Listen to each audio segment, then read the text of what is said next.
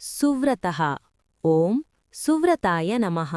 సువ్రతః అంటే ఉత్తమమైన వ్రతం అంటే సంకల్పం కలిగినవాడు, ధర్మాన్ని ఎప్పుడూ అతిక్రమించనివాడు, సత్య, ధర్మ, కరుణ, న్యాయం ఇవే తన స్వభావంగా ఉన్నవాడు.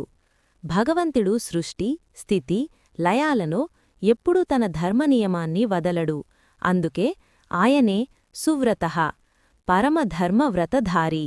ఆది శంకరాచార్యుల భాష్యం: భగవంతుడు నిత్యధర్మనిష్ఠుడు. సృష్టిలో ధర్మస్థాపన చెయ్యడమే ఆయన వ్రతం. రామావతారంలో రామో విగ్రహవాన్ ధర్మః అన్నట్లు భగవంతుడి జీవితం మొత్తం ధర్మస్వరూపమే. అందువల్ల ఆయనే సువ్రతః. పరాశర భట్టారుల వ్యాఖ్యానం: పరాశర భట్టారు ఈ నామాన్ని భక్తుల రక్షణకు భగవంతుడు చేసిన శాశ్వత సంకల్పంగా వివరిస్తారు.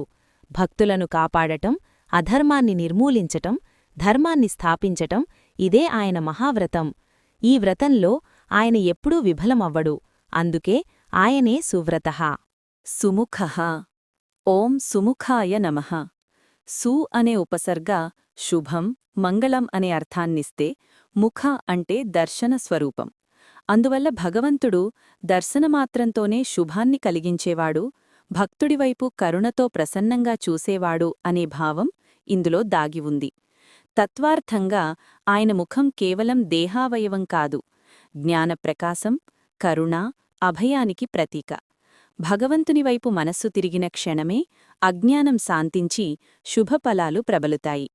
ఆది శంకరాచార్యుల భాష్యంలో ఈ నామం భగవంతుడు స్వభావతః ప్రసన్నుడైన శుద్ధ చైతన్యస్వరూపుడని, బ్రహ్మం భయరహితమైన సౌమ్యస్వరూపమని సూచిస్తుంది. పరాశర భట్టారుల వ్యాఖ్యానంలో భగవంతుడు శరణాగతులను దర్శించిన వెంటనే కరుణతో కూడిన ముఖాన్ని చూపి వారి అపరాధాలను ఉపేక్షించి రక్షణ కలిగించేవాడిగా సుముఖః అని వివరిస్తారు. సూక్ష్మః. సూక్ష్మాయ నమః.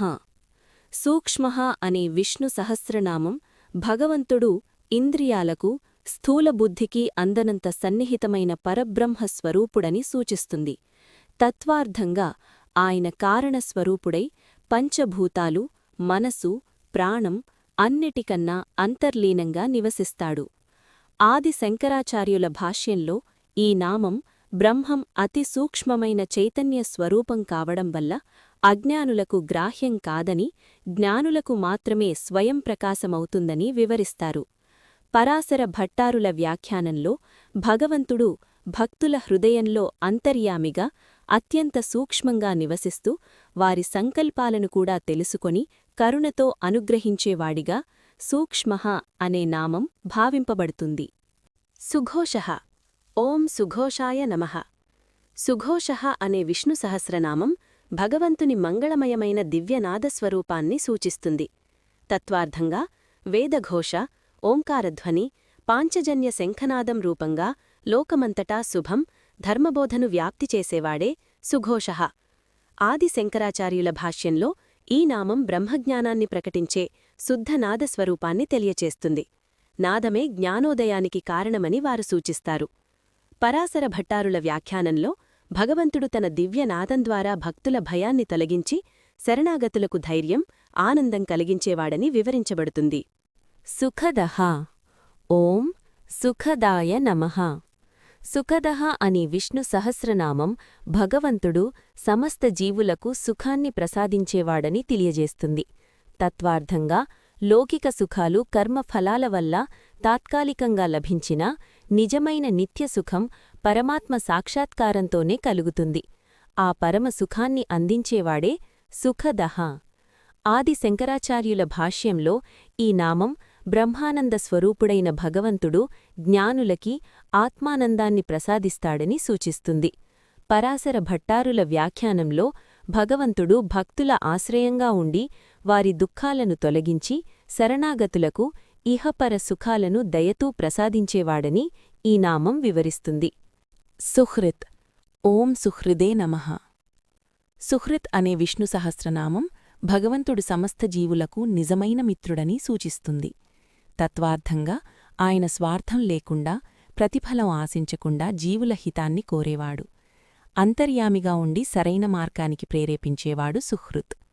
ఆది శంకరాచార్యుల భాష్యంలో భగవంతుడు అజ్ఞానాన్ని తొలగించి ఆత్మజ్ఞానాన్ని ప్రసాదించే పరమమిత్రుడిగా వివరించబడతాడు. పరాశర భట్టారుల వ్యాఖ్యానంలో ఈ నామం భక్తుల అపరాధాలను కూడా క్షమించి శరణాగతుల పక్షాన నిలిచి రక్షణ కలిగించే కరుణామయ స్నేహస్వరూపుడైన భగవంతుణ్ణి సూచిస్తుంది.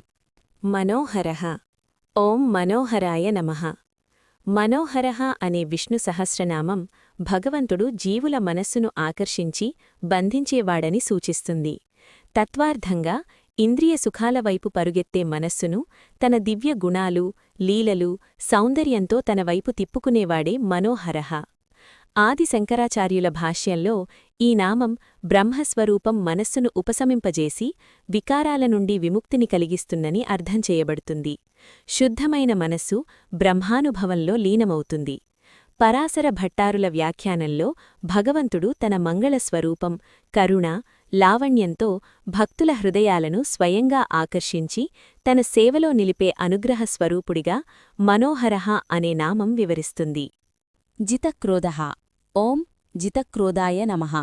జితక్రోధః అనే విష్ణు సహస్రనామం భగవంతుడు క్రోధాన్ని పూర్తిగా జయించినవాడని సూచిస్తుంది. తత్వార్థంగా క్రోధం అజ్ఞానానికి ఫలితం.